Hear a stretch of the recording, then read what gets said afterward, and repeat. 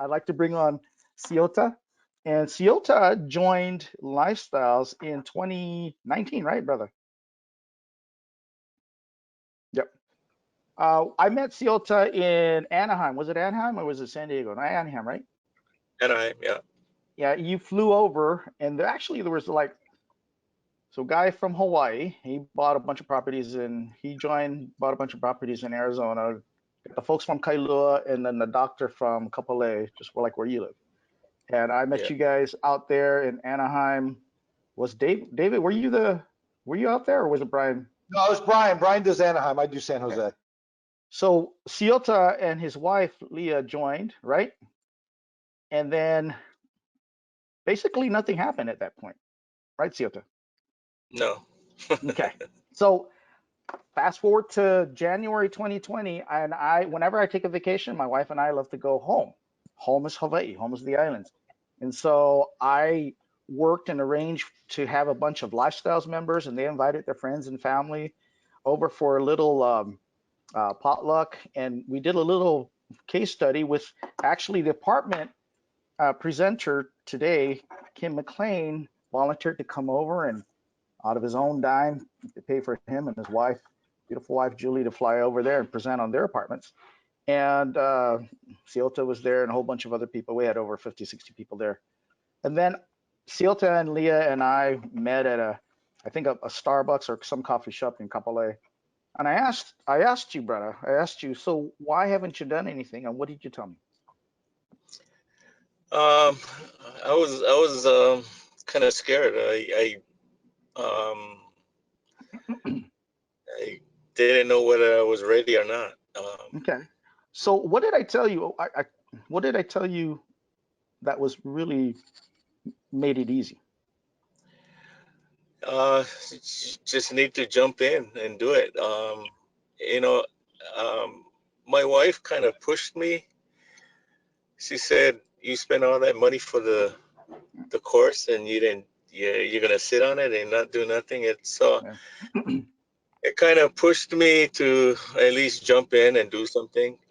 Yeah, But and then, I told you, I told you, you don't have to be smart in this. All you have to do is just take action and listen to what what our education tells you to do, right? yeah, basically, it's for me. It was I needed somebody to take me by the hand and just kind of walk me through the process. And I knew once I um, bought the first property, things would fall into place and things will get easier. And that's exactly what happened. It Yeah. but it also created me to um, make my first mistake was buying two properties at one time, which We is can talk about that later. Tell us a little bit about yourself, Siota. You got a beautiful picture of the Ohana there, you and yeah. Leah and grandkids. So I'm a semi truck driver in Hawaii. I drive rigs. Um, I have five girls. I've been married for this year makes 25 years in oh, February. congratulations. Yeah. So yeah, and I've always been intrigued in real estate, but never really had the opportunity to learn more about it until hearing Dale on the radio. My Um, wife's phone is ringing and it's playing Hawaii 5 as the ring tone. Hey, wait. Sorry, but but that was kind of funny. So you found Dell on the radio, and then mhm. you joined because you wanted some hand holding. Now this not your first property, right? This is the first Okay, this property. is the first property. Okay, so this is in where is this located? This is in Houston in Fairland. Yeah, yeah. Okay, and you see the before and after. That's a really nice after. I really like the picture on that. Let's go ahead and go to the next one. And there you can see the kitchen. Boy, you really transformed that kitchen. Now, obviously, you are 3,708 80 miles away from Houston, Texas. And obviously you didn't lift a hammer on any one of these properties, right? No. So you had to build a team, you had to trust that team, um, and you had Really to quick, work at Joe, it. I This want to is ask you a great. question because one step further, because I don't know the whole story here. Sure. Siota, have you seen every one of these properties? Did you do it all remote through like phones and stuff? No, this is remote through Okay, the so I phone. just want people knowing it doesn't matter where you are. We have people from Israel do this, just so you know. He's doing it from Hawaii. He's never even had to set foot in it. With modern technology, we can do this all across state lines, just so you know. You take your emotions out, you focus on the numbers. That's just what I want to cross for the new people. Go like, that sounds insane. You haven't been to the seminar, you haven't learned what the mentors do. Once you understand, it's just a process. Just follow. And one more thing I'm gonna add to that is right now there's no daylight savings time. When you were buying these properties, this was daylight savings time, right? And that's a Yeah. 5 hour difference. That's awful. And so, there's a whole bunch more things that Brada Ciota has to go through in working all the back ends and making the sign the contract and all this good stuff. So there's a lot more complications that he's had to go through, right? Yeah, there's a lot of things from sending the money over.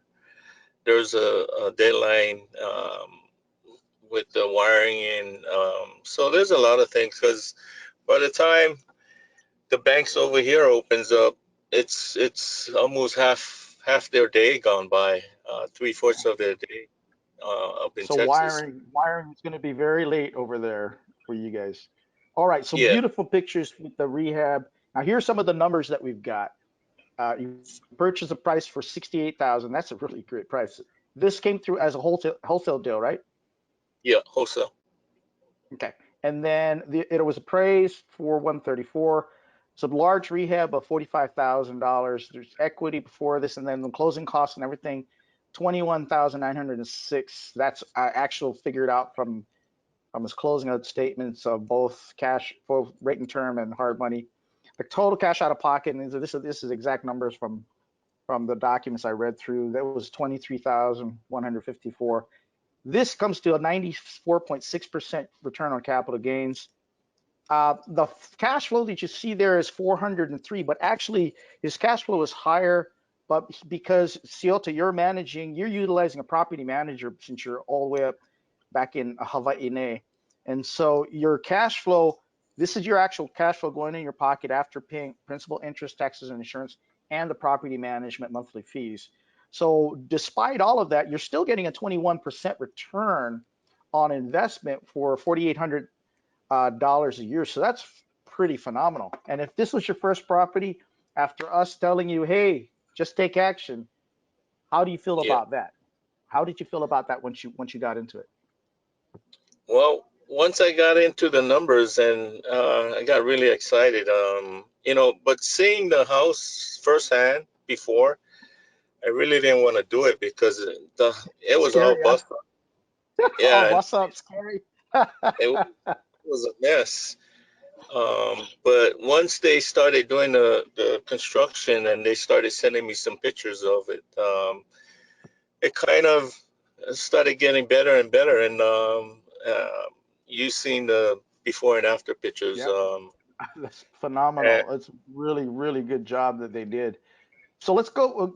Dave, you want to jump in? We have a question, I or just want to, and I love what he's bringing up because it is scary, guys. It's like going out on a blind date and the girl has warts in one leg longer than the other and a butt beard coming out her arm. She's not pretty when you first date her, but as you start shaving her armpits and stuff, she gets better and better, isn't she? you are, You don't like my you way know, of describing we, it's a good thing our wives are not here, David. Anyways, sorry about that. David, you're such a character, man. Like, let's go to the next slide. Let's take a look at his portfolio of homes. yeah, So, Ciota, you purchased three. When did you buy these three properties? So, Fairland and Dorchester, you bought at the same time. yeah. What Um, month was that? I bought it in March. But of this year, yeah, of last year actually, 21, yeah, 2020, right at the start of COVID, the lockdowns and everything. Yeah, yeah, it was that was obviously scary for you, right?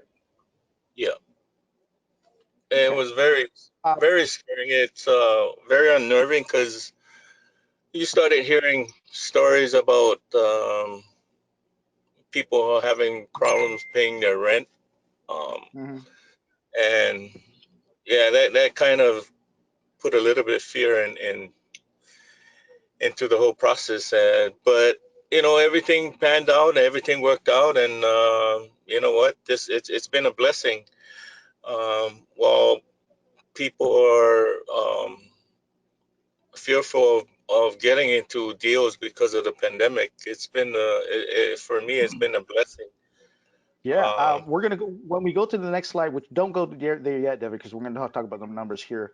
But when we go to the next slide, it actually you only had 2 days before that property was rented out, Fairland, correct? yeah, yeah, That awesome. In the middle of pandemic. And then so the third property, Debony, was not an issue. It was you felt confident, right? yeah. Being that was the third one, I felt like a felt like a pro, Yeah, But you know, there's still a lot of things to learn in the business. sure. You there's things that come up that you know as a owner renter um, that's gonna um, be part of the process of renting, and so that's the kind of things that you got to come deal with. Um, I think Daniel, the one before, showcasing his houses, he touched a little bit of being a landlord, fixing the broken Yeah. pipes and stuff like that, Yeah. clogged. So you're making over $17,000 cash, and that's after principal, interest, taxes, and insurance, and property management. And Yeah, what is phenomenal is you created almost $100,000 worth of equity. I've got a question for you, and I see somebody's got that question as well too. How much total did you spend out of pocket for all three houses together? um, I think a little over 40. I, uh, 40,000 for all three properties. yeah, Wow, just that a is little. awesome.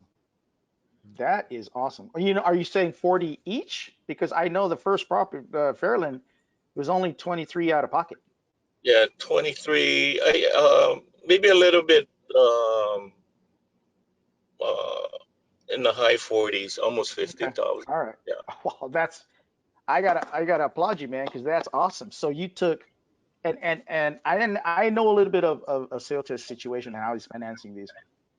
In Hawaii, a lot of people in the Hawaii um, they they deal with HELOCs and they try play around with HELOCs in order to finance and pay off certain things.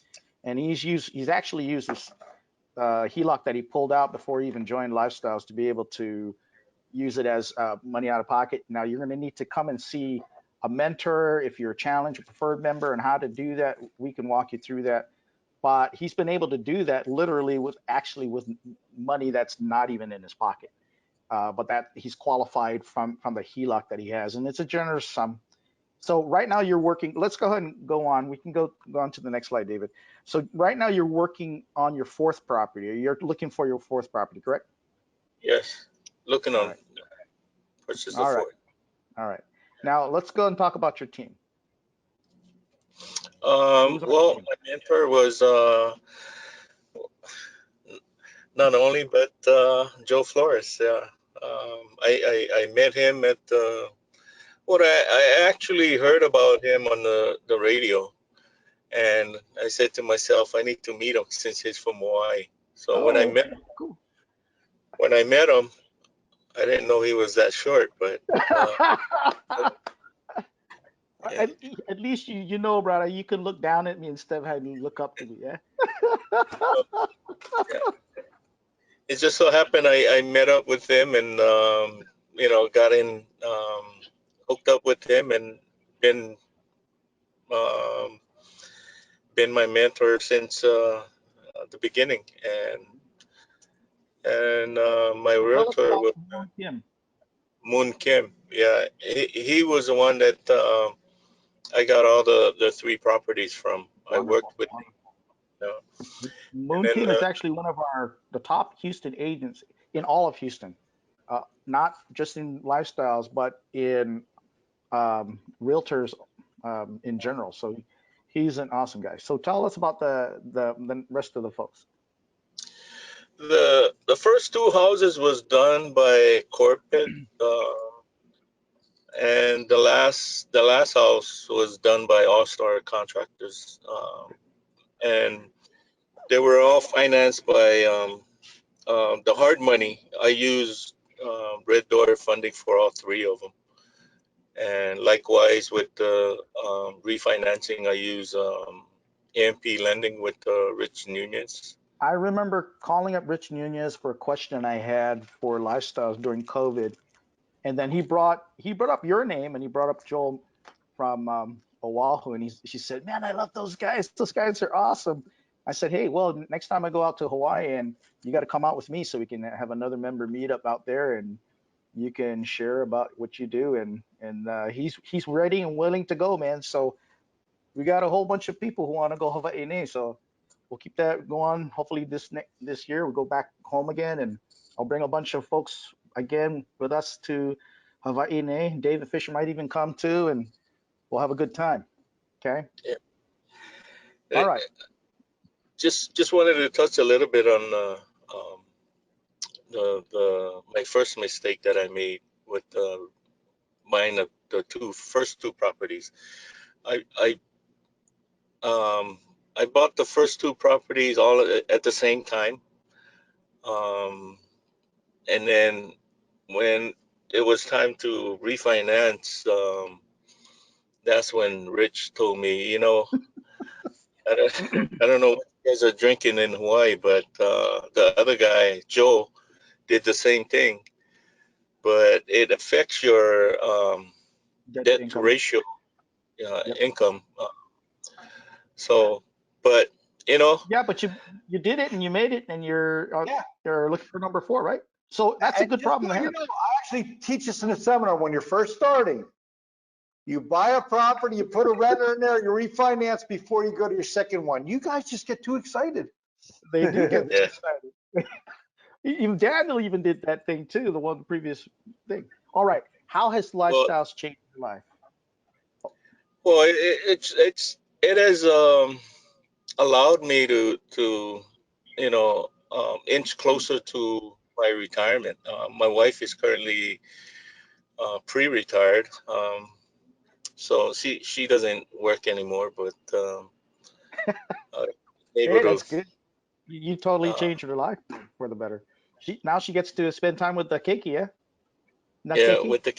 with my grandkids. Yeah. So, all right.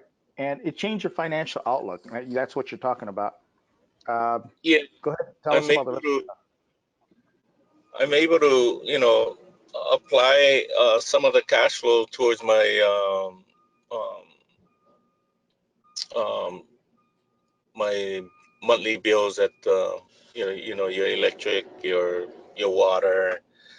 So it's allowed me to be a lot more flexible with the my regular paycheck. So um, yeah, it's life changing, and it can only get better from here. That I can say. All right. So, Siota, you couldn't get the day off, so you're in your truck. Hmm. You're technically still at work. So Yeah. if Siota can do this, driving his truck and be able to invest in three properties, if you haven't ever done this, just look at Brada Siota, the guy. And there's a saying in Hawaii: if can, if no can, no can. which means if you can do it, you can do it. If you don't do it, you're not going to do it, right? Basically, someone like that. And Siota basically did that. He did it.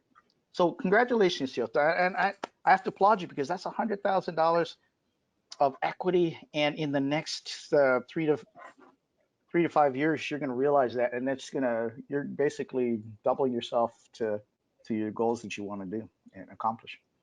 And I'm sure these returns are better than what you were getting with your 401k from your trucking company or something, correct? Yeah, definitely. Okay, Jacob, you want to come on? Let's get a couple questions, maybe 2 or 3. Okay, we'll do 2 or 3 questions. Adrian asked, which contractor did you use on the Fairland property drive? Corbett. Yeah. Great. Awesome. Let's see here. At what point do you think you're going to make the jump into multifamily since you've gained so much equity in your properties? I'm just gonna follow the roadmap. 3 to 5 years sell, and or pull some money out, and yeah, or be like David, pull some money out of my HELOC and just jump into passive. Because I'm Go do it. I'm not. I want to get rich fast, not slow. Yep, there you go. So Can't get rich slow. Rule number 3. And we'll do one more here. I had like 4 people ask this. That last property you had that you didn't share today, the Devaney property, why was the cash flow so high? What was so different about that property? well, no difference. All 3 properties that I have are through a management company, and every one of them is on a 3-year lease, and every one of them 5% increase every year. yeah, there's on the second and third year there's a 5% bump on the second and third year. So yeah, Each of those properties are Which actually I'm fully against that, by the way, members, just so you know. Don't do that. yeah. 1-year leases only, you want to be in control. Each of the properties without property management are cash flow well over 5 to 600 plus, and with the management fees, it cuts into that. So if he was managing it himself, he would have about $4,000 to $5,000 more per year. So doing very, very well. Excellent. Absolutely. Good numbers. One more. Right. Or is that do one more? Okay. What criteria did you use to pick your teams, like your contractors, your agent, that type of stuff? Come again, Jacob? I said, what type of criteria do you use to pick your contractors, your real estate agent, that kind of stuff?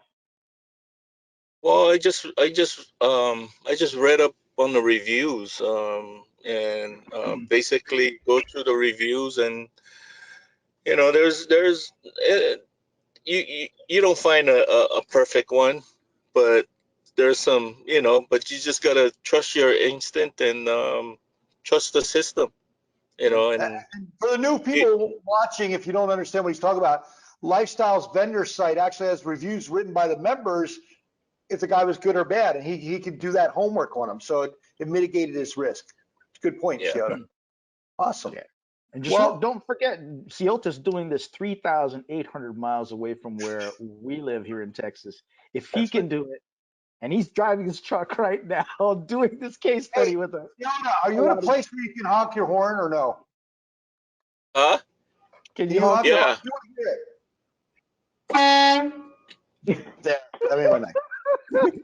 That's the first time somebody blew their horn during our case study night.